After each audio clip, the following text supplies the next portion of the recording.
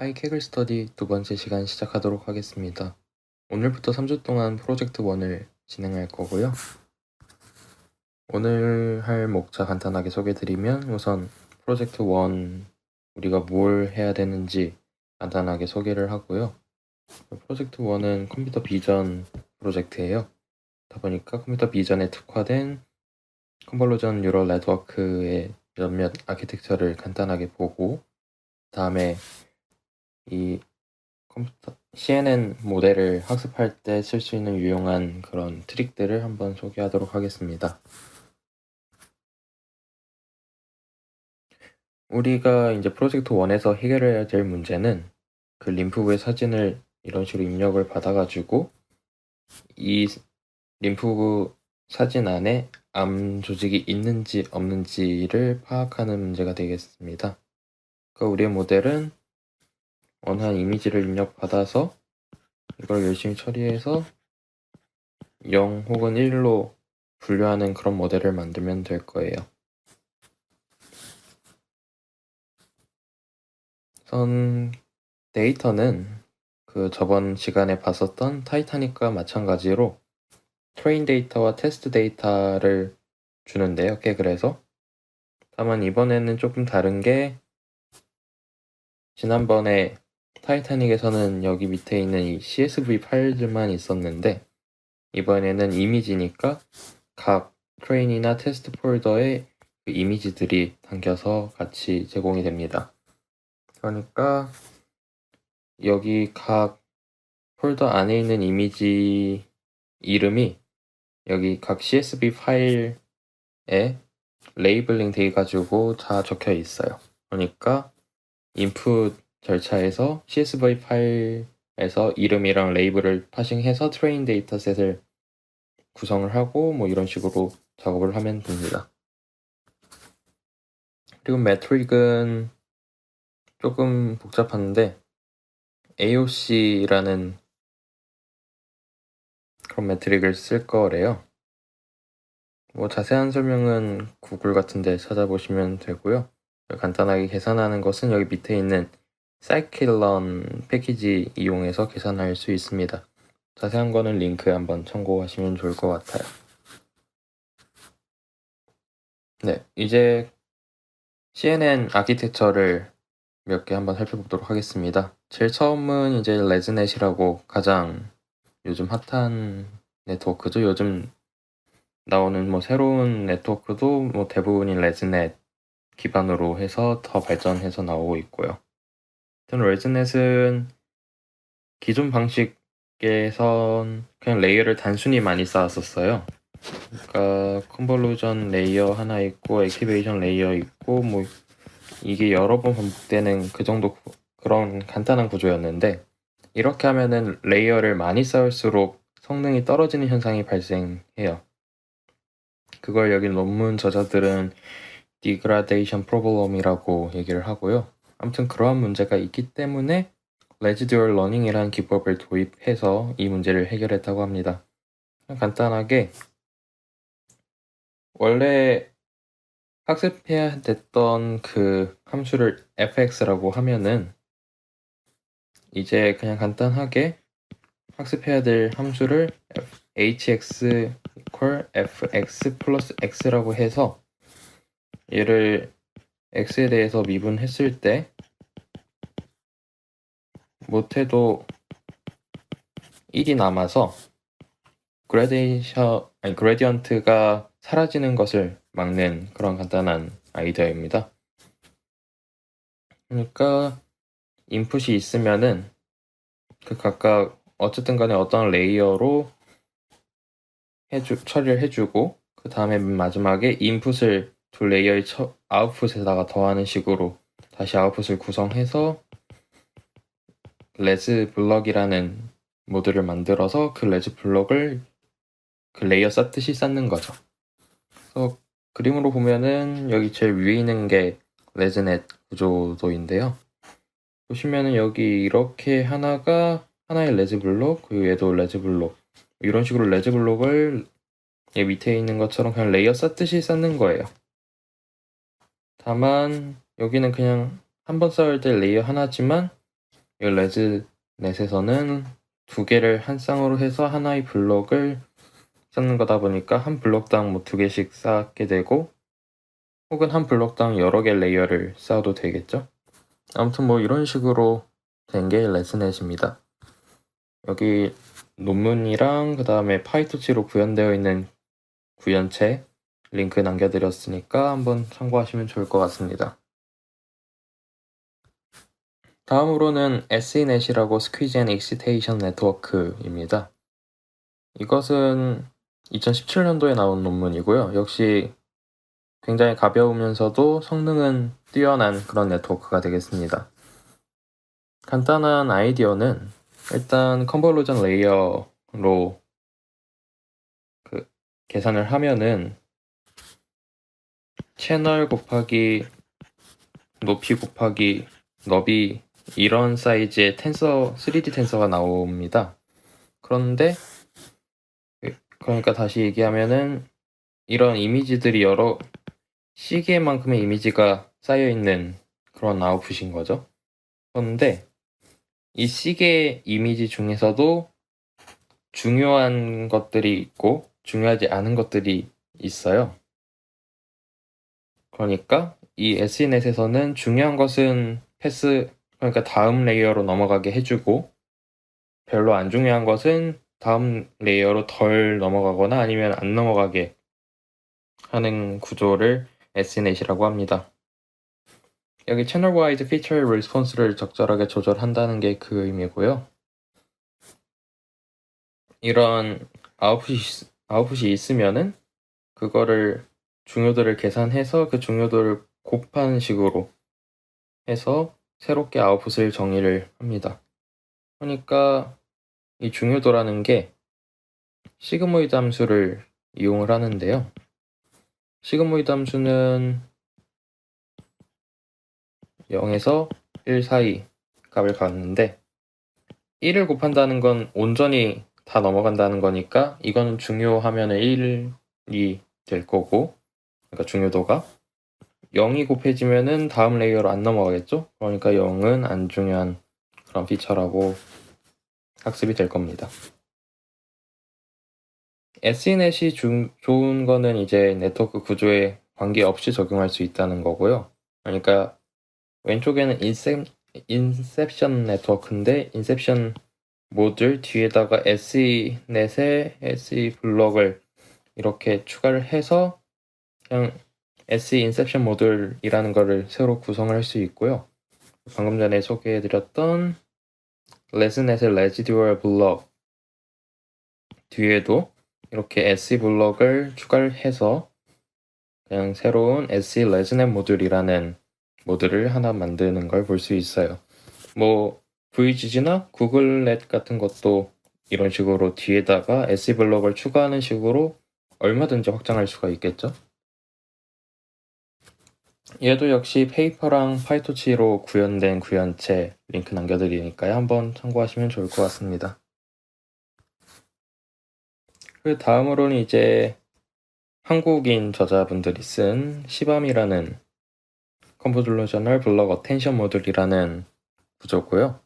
이거는 이제 요즘 머신러닝계에서 핫한 어텐션 개념을 CNN에도 적용한 논문이라고 볼 수 있어요.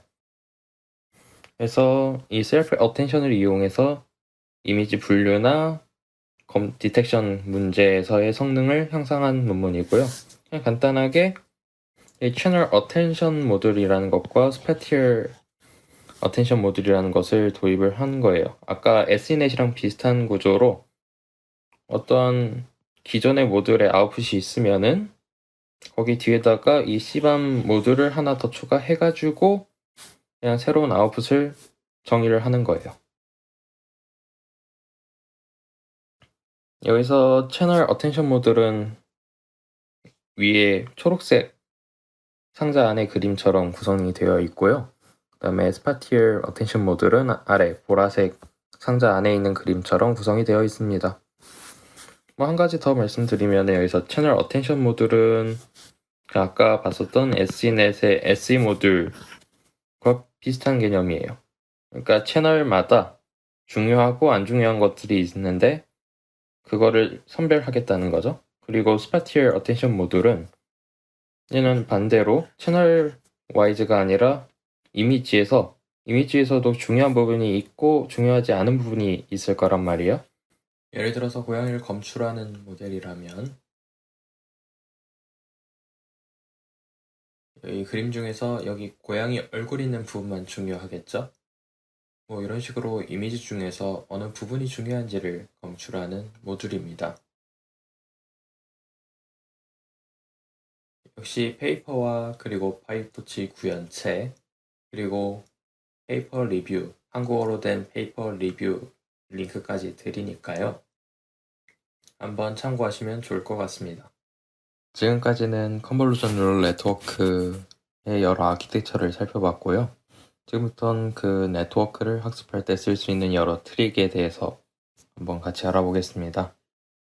대부분의 내용은 여기 나와 있는 논문을 바탕으로 하고 있고요. 논문 링크도 여기 남겨드렸으니까 한번 참고하시면 될 것 같습니다. 위 논문은 여러 흑마법 소개하는 논문이고요. 아래처럼 Efficiency Training, Model Tweaks, Training Refinement 세 가지 파트로 구성이 되어 있는데 모델 트윅스 파트는 여기선 다루지 않을 거고 이 두 파트만 다루도록 하겠습니다. 우선 첫 번째 Efficiency Training 파트입니다. 여기서는 여기 네 가지 방법론을 소개하고 있는데요. 하나하나 살펴보겠습니다. 우선은 처음에 Linear Scaling Learning Rate라는 기법이에요. 배치 사이즈를 베이스라인보다 키우면은 러닝 레이트도 같이 키워주는 그런 방법인데 왜 그러냐 하면은 배치 사이즈가 커지면은 러닝 레이트가 낮아지는 그러한 효과가 있어요. 그렇다 보니까 배치 사이즈를 키우면은 러닝 레이트를 보존하기 위해서 러닝 레이트를 키워줘야겠죠. 근데 얼마만큼 키워줘야 되냐가 문제긴 한데 여기서는 배치 사이즈를 256으로 나눈 배수로 키우는 거죠. 그러니까 예를 들어서 배치 사이즈가 512로 키웠다라고 하면은 512 나누기 256 하면은 2죠. 그러니까 0.1을 썼었으면은 이제 0.2를 쓰는 이러한 방식으로 학습을 해야 된다라는 겁니다. 그 다음으로는 러닝 레이트 웜업이라는 방법론인데 학습을 할 때 가장 처음에만 이제 러닝 레이트를 선형적으로 증가시키는 방법이에요. 그러니까 그래프를 그리면은 학습이 진행됨에 따라서 어느 시점까지는 계속 원하는 초기 러닝 레이트에 도달할 때까지 굉장히 작은 것부터 시작해서 선형적으로 이렇게 증가시키는 거죠. 그 다음에는 별도의 러닝 레이트 스케줄러에 의해서 러닝 레이트를 바꾸면 되겠습니다. 그 다음은 이제 제로 감마라는 방법론인데요. 레지넷 같은 구조는 인풋을 더해주죠. 그렇다 보니까 최소한 인풋은 거의 그대로 보존이 돼요. 그러니까 이 배치 노멀라이제이션의 감마항을 감마는 이런 식으로 곱해지죠. 그러니까 감마랑 베타를 0으로 둘 다 0으로 한다면은 0이 나올 거예요. x가 어떤 값이 되든지 간에요. 그러니까 여기서는 이 파트가 0이 나온다는 거죠. 그러니까 x만 넘어갈 거예요. 이 전체 블럭에 대해서는. 그러니까 정리를 하면은 처음에는 어느 인풋이 있을 때 여러 레지듀얼 블럭을 거친다 해도 얘네들은 다 0이니까 여기에도 그냥 계속 인풋만 남겠죠? 그러니까 전반적으로 네트워크가 굉장히 작아지는 효과가 있을 거예요. 인풋 바로 이거랑 똑같아지는 거죠. 왜냐면 레지 블럭이 다 0이 출력이 되니까요. 그러면 네트워크가 작아지니까 초반에는 학습이 빨리 되는 그런 효과가 있을 거예요. 물론 나중에는 이제 이 감마 같은 게 업데이트 되면서 점차 모델의 크기가 원래대로 늘어날 텐데 어쨌든 간에 초반에는 계속 중간이 없는 작은 네트워크인 것처럼 보일 거니까 트레이닝 속도가 초반에 빨라지는 그런 효과를 얻을 수가 있겠죠. 다만 이러한 스킵 커넥션 구조가 없는 그런 네트워크에선 이런 방법론을 쓸 수가 없어요. 그래서 이 조건이 레즈넷 같은 구조가 붙는 겁니다. 그 다음으로는 이제 No Bias Decay라는 방법론인데요. 웨이트 디케이는 이제 아담 같은 옵티마이저에서 파라미터 넘겨주고 러닝 레이트 넘겨주고 그 다음에 웨이트 디케이라 해서 여기다 넘겨주는 그거죠. 근데 기본적으로는 그냥 모델 점 파라미터로 넘겨주니까 이 파라미터에는 웨이트랑 바이어스가 합쳐져 있어요. 그런데 이 논문 저자들은 바이어스에 대해서는 적용을 안 하고 웨이트에 대해서만 적용을 하는 게 오버피팅을 방지하고 좋다라고 하고 있어요. 그러니까 이걸 구현하기 위해서는 옵티마이저를 만들 때 모델.파라미터라고 넘기는 게 아니라 그 파라미터 중에서 웨이트에 해당하는 그런 것만 넘겨주면 됩니다. 그 다음으로는 이제 트레이닝 리파이먼트 파트인데요. 여기서는 이제 밑에 세 가지가 있는데 첫 번째는 코사인 러닝 레이트 디케이라는 방법론이에요. 아까 앞에서 살펴봤었던 러닝 레이트 웜업이랑 같이 살펴보면은 러닝 레이트 그래프가 이런 식으로 바뀌겠죠? 스텝, X축이 스텝, 그다음에 Y축이 러닝 레이트라고 할 때 처음에는 선형적으로 증가하다가 그 다음에는 뭐 이런 식으로 감소를 할 거예요. 뭐 이러한 러닝 레이트 폴리시를 사용하는 게 좋다라고 이 논문 저자들은 주장하고 있어요. 그 다음으로는 이제 레이블 스무팅인데 레이블을 스무스하게 만든다는 뜻이에요. 스무스하다는 거는 모든 x에 대해서 px가 0보다 큼을 보장하면은 이제 이게 스무스하다라고 하는 건데요. 그냥 간단하게 원래 원합 벡터로 이렇게 되어 있는 데이터였다면은 그냥 이렇게 바꿔주는 거죠. 예를 들어서 엡실론을 0.1이라고 하면은 여기는 정답이 아니니까 0.1을 넣는 거고 그 다음에 여기도 0.1을 넣었죠? 정답이 아니니까. 그리고 이걸 다 더했을 때 1이 돼야 되니까 이제 이 자리는 0.8이 될 거예요. 뭐 이런 식으로 해서 각각의 칸들이 0보다 큼을 보장해서 스무스하게 만들어주면은 이게 조금 더 학습에 도움이 된다라는 게 논문 저자들의 주장입니다. 이제 마지막으로 믹스업 트레이닝이 있는데요. 이거는 간단하게 인풋과 아웃풋을 그냥 의미로 리니어 인터폴레이션 하는 거예요.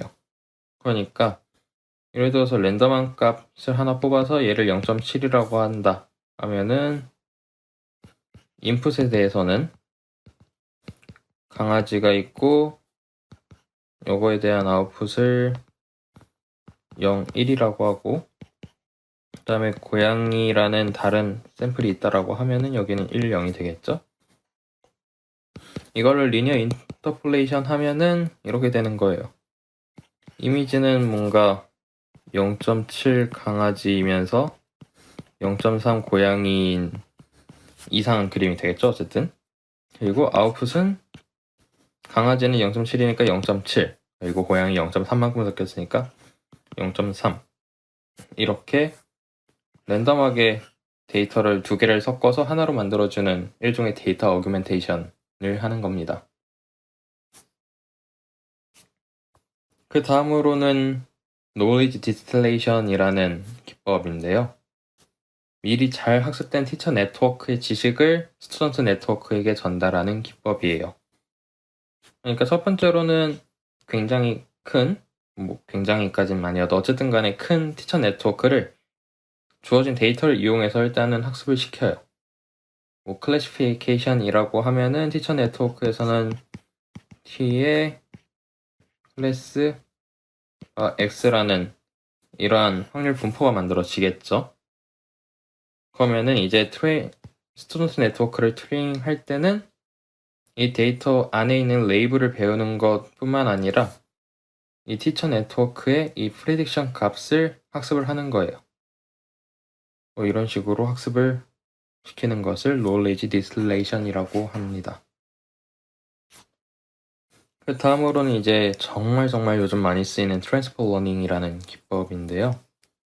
미리 학습된 pre-trained 네트워크를 원하는 태스크에 맞춰서 다시 학습하는 기법이에요. 자세한 건 이따가 설명드리고, 이걸 왜 쓰냐 하면은 비교적 짧은 시간에 높은 정확도를 달성할 수 있다. 그리고 데이터가 적은 환경에서도 효과적으로 잘 오버피팅이 안 일어난다 라는 장점들이 있어요. 왜냐면 데이터가 적은데 학습을 시키면 보통은 오버피팅이 되는데 트랜스퍼 러닝은 그나마 오버피팅의 가능성을 줄여줍니다. 그래서 얘를 어떻게 하는지 간단하게 보면요. 우선 CNN은 크게 두 파트로 나눌 수가 있을 거예요.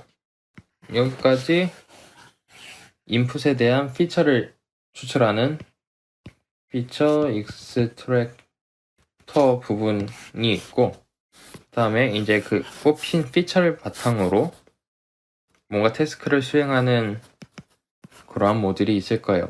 분류기면은 소프트맥스랑 리니어 레이어가 들어간다든지 오브젝트 디텍션이면 다른 게 들어간다든지, 어쨌든 간에 태스크를 실질적으로 수행하는 부분과 그 다음에 인풋에 대한 피처를 뽑는 부분으로 나뉘어져 있어요.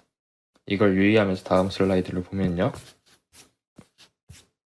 인풋을 받아서 피처 익스트랙터가 피처를 뽑으면 그걸 바탕으로 뭔가 태스크를 수행하는 모듈이 있는데, 이게 원래 네트워크라고 하면은 이제 다른 태스크를 수행하고 싶다 할 때는 이 피처 익스트랙터만 남기고 클래시파이어를 다른 걸로 교체하는 방식으로 모델을 수정한 다음에 이 모델을 그냥 그 태스크에 맞춘 새로운 데이터셋을 가지고서 학습을 시키면 돼요.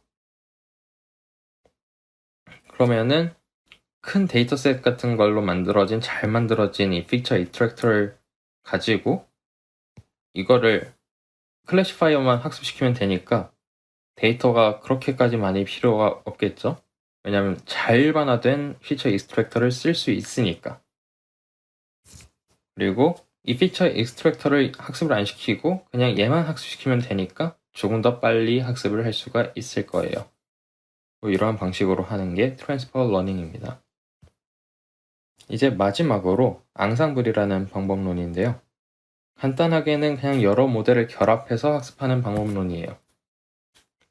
하나의 큰 데이터셋이 있을 때 이 데이터셋을 쪼개든지 어쨌든 간에 이렇게 해서 여러 모델을 학습을 시키고 모델을 여러 개를 만들었으면 그 모델들의 아웃풋을 종합해서 하나의 아웃풋으로 만들어주는 것을 앙상블이라고 해요. 일종의 집단지성인 거죠. AI계에. 이 각 모델은 같은 아키텍처일 필요가 없어요. 심지어 A는 딥러닝을 쓰고 뉴럴 네트워크를 쓰고 B는 SVM을 쓰고 C는 KNN을 쓰고 이런 식으로 E는 디시전 트리를 쓴다든지 아예 방법론이 달라도 돼요. 어쨌든 간에 통합할 수 있는 형태의 아웃풋을 내기만 하면 됩니다. 이런 식으로 여러 모델을 만들어서 하나의 아웃풋을 내는 것을 앙상블이라고 해요.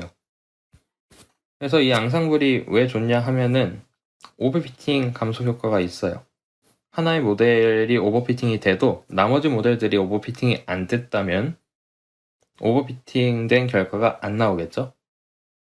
그리고 단일 모델보다는 성능이 향상될 수 있다는 게 장점이에요.